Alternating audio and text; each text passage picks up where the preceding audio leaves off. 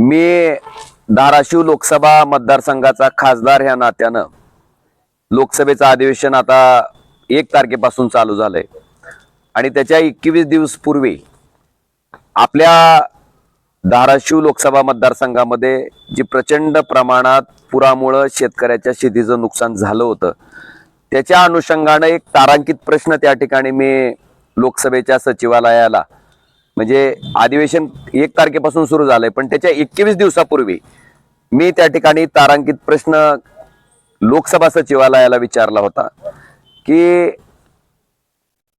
राज्य सरकारनं नुकसानीच्या बाबतीत केंद्राची मदत मिळावी म्हणून त्या ठिकाणी आपल्याकडं काय काय पाठपुरावा झालाय आणि त्याच्या अनुषंगानं केंद्र सरकारनं राज्य सरकारला काय मदत केली एनडीआरएफच्या माध्यमातून, हा प्रश्न मी सन्माननीय केंद्रीय गृहमंत्री भारत सरकार यांना विचारला होता आणि त्या प्रश्नाचं 5व्या नंबरला हा प्रश्न चर्चेला आला 2 तारखेच्या कामकाजात आणि त्या प्रश्नाचं जे उत्तर त्या ठिकाणी आलंय ते उत्तर अतिशय धक्कादायक आहे। याच्यामध्ये असं लक्षात आलंय की राज्य सरकारकडनं अजून कुठल्याही प्रकारचा प्रस्ताव केंद्राला प्राप्त झालेला नाही आणि त्यांनी असं म्हटलंय, मी तो पॅराग्राफच वाचून दाखवतो तुम्हाला। वर्ष 2025 के दौरान आई बाढ़ के मद्देनजर राज्य के प्रभावित क्षेत्रों का दौरा कर नुकसान का मौके पर आकलन करने हेतु 16/10/2025 को एक आईएमसीटी का गठन किया गया है। आईएमसीटी ने 3/11/2025 से 5/11/2025 तक प्रभावित क्षेत्रों का दौरा किया। इस मंत्रालय को महाराष्ट्र राज्य सरकार से कोई औपचारिक ज्ञापन प्राप्त नहीं हुआ है।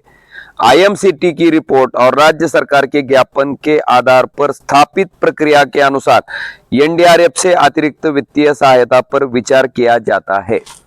याचा अर्थ सरळ आहे की राज्य सरकारकडनं जोपर्यंत प्रस्ताव येत नाही तोपर्यंत केंद्र सरकार निधी देण्याच्या बाबतीत, मदत करण्याच्या बाबतीत त्या ठिकाणी कुठल्याही प्रकारचा निर्णय घेऊ शकत नाही, ही वस्तुस्थिती आहे। त्यामुळं मी सुद्धा 10 नगरपालिकेच्या निवडणुका माझ्या लोकसभा क्षेत्रातल्या होत्या, पण माझं पहिलं देणं आणि पहिलं कर्तव्य हे शेतकऱ्याप्रती आहे।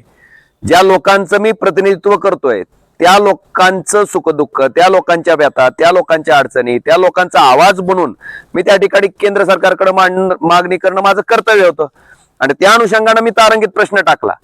पण जे मंत्री, एक मुख्यमंत्री, 2 उपमुख्यमंत्री, अनेक खात्याचे मंत्री, ज्यांची ही जबाबदारी आणि कर्तव्य आहे की राज्य सरकारचा प्रस्ताव केंद्राकडे जाणं, का हा गेला नाही, मला वाटतं ही फार मोठी चूक आहे। ठीक आहे, प्रचार आहे, आता प्रचारातनं उसंत मिळाली असेल, महानगरपालिकेच्या निवडणुकाही पुढे येणार आहेत पण त्यातनं उसंत मिळाली असेल तर त्या ठिकाणी राज्यातल्या मंत्र्यांनी, राज्यातल्या सरकारमधल्या प्रमुखांनी याचा विचार करावा आणि तातडीनं हा प्रस्ताव केंद्र सरकारकडे पाठवावा, कारण महाराष्ट्र राज्य सरकारच्या तिजोरीत खडखडाट आहे। आपण बघितलं असेल 10 लाख कोटी रुपयाचं कर्ज आज महाराष्ट्र राज्याच्या डोक्यावर आहे आणि शेतकऱ्याला मदत मिळणं नितांत गरजेचं आहे। त्यामुळं तशा पद्धतीचा प्रस्ताव आता तरी राज्य सरकारनं त्या ठिकाणी केंद्र सरकारकडे पाठवावा ही माझी विनंती आहे। आपल्या माहितीसाठी धाराशिव जिल्ह्यामध्ये 5,77,544 हेक्टर इतक्या शेतीचं नुकसान खरडून गेल्यामुळं, परत त्याचबरोबर तुमच्या पिकाचं नुकसान, जनावरं वाहून गेलेलं नुकसान, ह्या पद्धतीनं प्रचंड प्रमाणात शेतकऱ्याचं नुकसान झालं होतं आणि त्याच्या अनुषंगानं जिल्ह्यातल्या जिल्हाधिकाऱ्यांनी 1154.80 कोटीची मागणी राज्य सरकारकडे केली होती। त्याच्यातली जवळपास 350 कोटी अजून त्या ठिकाणी आपल्या जिल्ह्याला राज्य सरकारकडनं मिळणं गरजेचं आहे। केंद्राला जर प्रस्ताव गेला असता आणि केंद्रानं जर ती मदत दिली असती तर कदाचित हे 350 कोटी रुपये तातडीनं शेतकऱ्याला राज्य सरकारनं देणं शक्य झालं असतं। म्हणून माझी विनंती आहे की राज्य सरकारातल्या प्रमुखांनी तातडीने यात लक्ष घालावं आणि तो प्रस्ताव तातडीनं केंद्र सरकारकडे पाठवावा, जेणेकरून आपल्या अडचणीत सापडलेल्या शेतकऱ्याला त्या ठिकाणी दिलासा देता येईल। नमस्कार।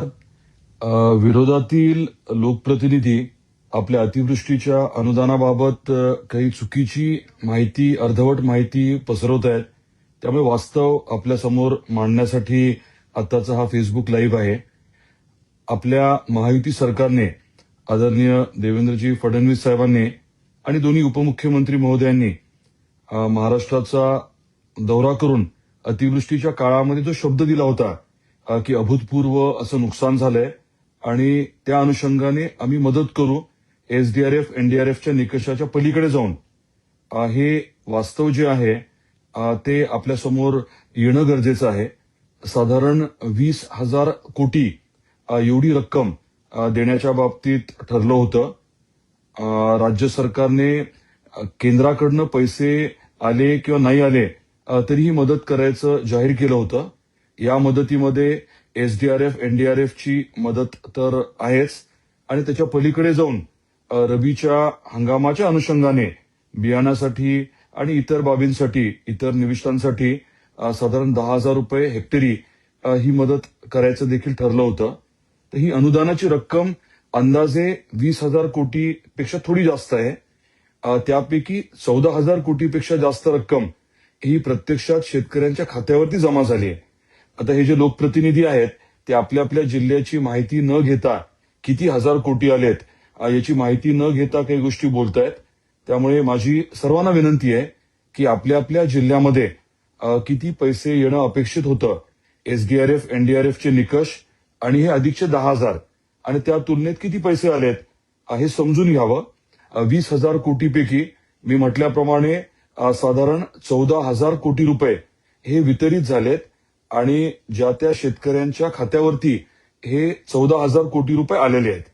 त्यामुळे आता उदाहरण द्यायचं म्हटलं तर सोलापूरमध्ये साधारण 1,600 कोटी रुपये येणं अपेक्षित आहे. त्यापैकी 1,200 कोटी रुपये हे प्रत्यक्षात शेतकऱ्यांच्या खात्यावर जमा झालेत. आता ई-केवायसी किंवा इतर काही कारणांमुळे इतर प्रक्रिया चालू आहे, पण महत्वाचा मुद्दा हा आहे की 1,200 कोटी रुपये तिथे आलेत. लातूरच्या बाबतीत सांगायचं म्हटलं तर 1,1100 कोटी येणं अपेक्षित आहे. त्यापैकी जवळजवळ 850-900 कोटी रुपये हे खात्यावरती प्रत्यक्षात जमा झालेत. त्यामुळे शेतकरी बांधवांना आणि सर्वांनाच मला आवर्जून सांगायचंय की वास्तव हे आहे की पैसे खात्यावरती मोठ्या प्रमाणात जमा झालेत आणि एसडीआरएफ एनडीआरएफ किंवा केंद्र सरकारचा विषय जो आहे ती प्रक्रिया चालू आहे. ती प्रक्रिया किंवा केंद्राच्या पैशाचा विचार न करता त्यासाठी न थांबता आपल्या सरकारने आपल्या महायुती सरकारने पैसे जे आहेत ते उपलब्ध करून दिलेत आणि मी सांगितल्याप्रमाणे प्रत्यक्षात 14,000 कोटीपेक्षा जास्तीची रक्कम ही खात्यावरती शेतकऱ्यांच्या जमा झाली आहे. त्यामुळे आपल्या महायुती सरकारचे आदरणीय मुख्यमंत्री देवेंद्रजी फडणवीस साहेबांचे आणि दोन्ही आपले उपमुख्यमंत्री एकनाथरावजी शिंदे साहेब आणि अजितदादा पवार साहेब आणि पूर्ण मंत्रिमंडळाचे मी मनापासून आभार व्यक्त करतो. धन्यवाद.